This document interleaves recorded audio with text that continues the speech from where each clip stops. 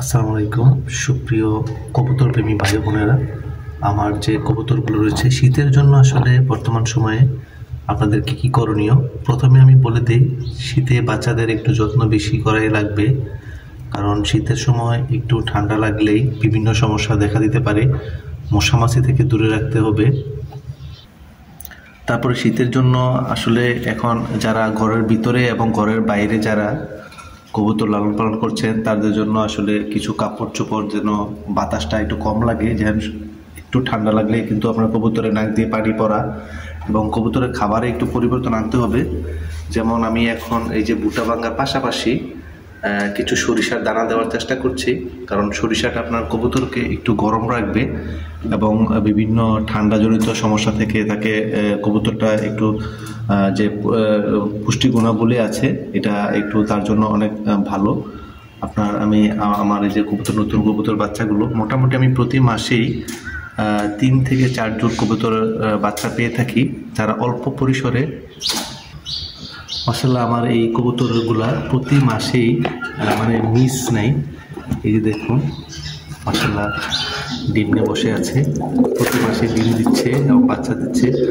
হ্যাঁ, ঠিকমতো খাবারটা যদি আপনি দেন কবুতরের কিন্তু কোনো সমস্যা নেই।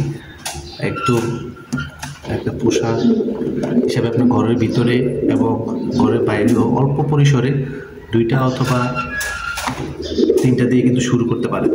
বিশেষ করে শীতকালের জন্য একটু মানে ঠান্ডা যেন না লাগে এটা একটু খেয়াল রাখতে হবে এবং খাবারগুলো একটু পরিবর্তন করতে হবে।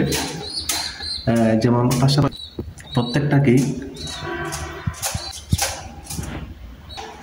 এই সেটটা, এই যে কিছুদিন আগে আমি বাচ্চা দিচ্ছি, মোটামুটি রানিং প্রচুর, পড়াশোনা অনেক ভালো, আর আমি ওদের খাবার দাবার সবসময় নিয়মিত দেওয়ার চেষ্টা করি।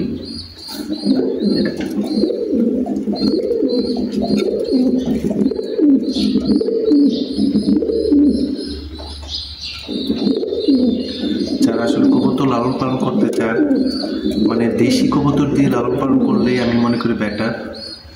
অল্পতেই আপনি বুঝতে পারবেন কবুতরের বিভিন্ন সুবিধা অসুবিধাগুলো।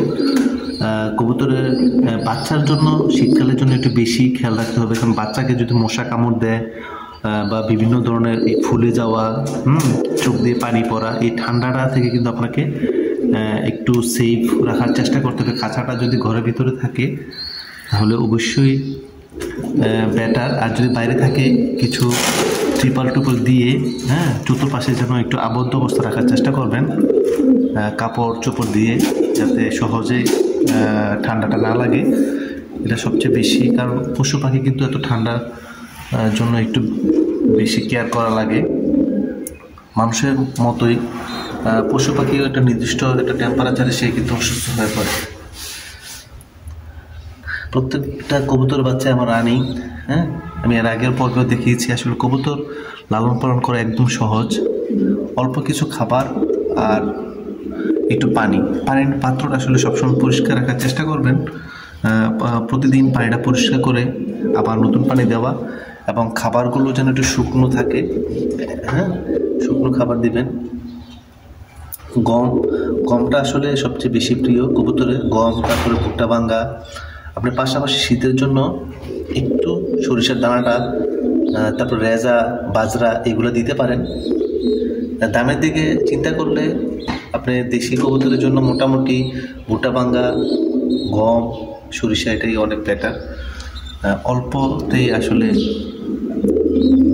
মাশাআল্লাহ আমার কবুতরগুলো সিরাজি বললেন আর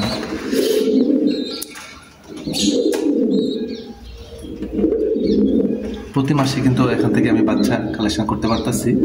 আপনারা যে কেউ চাইলে অল্প পরিসরে ঘরের ভিতরেই, আমার এটা হচ্ছে ছাদের নিচে, একদম সহজেই। আমি প্রথমে 2টা দিয়ে শুরু করেছিলাম, মাশাআল্লাহ এখন আমার 4 পেয়ার আছে। প্রতিটা থেকেই আমি 2টা করে বাচ্চা প্রতি মাসে কিন্তু পাচ্ছি।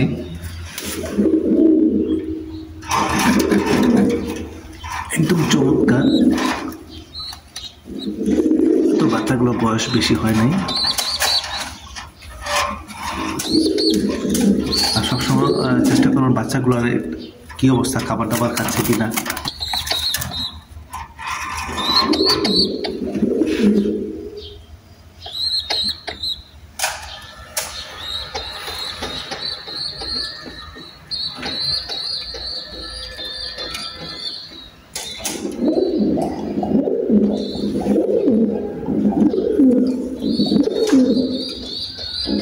কবুতরের কাছে আসলে কবুতর ডাকটা আসলে সেই ভালো লাগে। একটু পরিষ্কার পানি আর অল্প কিছু খাবার দিলে কিন্তু আপনি কবুতর লালন পালন করতে পারবেন।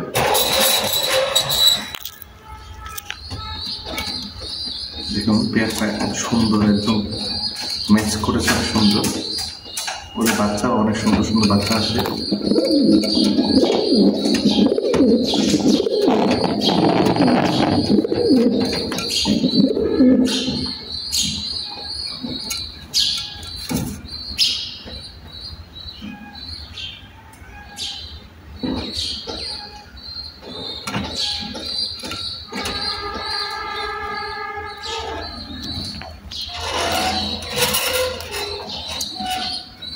আসলে অল্প কিছু পুঁজি দেওয়া মানে 400-600 টাকা কবুতর দিয়ে কিন্তু আপনি কবুতর লালন পালন শুরু করতে পারেন। আর একটা খাঁচার মূল্য হয়তো আপনি পুরাতন নতুন মিলে 1500 থেকে 2000 টাকা দিয়ে কিন্তু আপনি শুরু করতে পারেন। যারা স্কুল পড়ুয়া ছাত্রছাত্রীরা তারাও কিন্তু চাইলে বাসার বারান্দায় অথবা ছাদে আমার মতো এরকম একটা সেট আপ করতে পারেন। চমৎকার। প্রতিদিন অল্প কিছু খাবার আর একটু পানি তাই যথেষ্ট।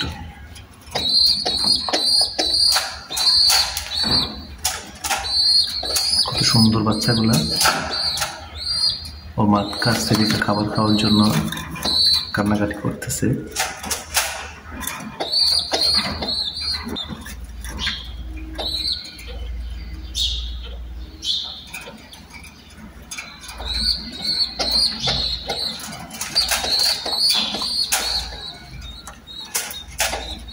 একটু দেখাশোনা করলে কিন্তু আপনার প্রতি মাসে 3 থেকে 4 জোড় কবুতর বাচ্চা পেতে পারেন। আমার এই সেট আপটাও রানিং, সবসময় মোটামুটি ডিম বাচ্চা একদম পারফেক্ট।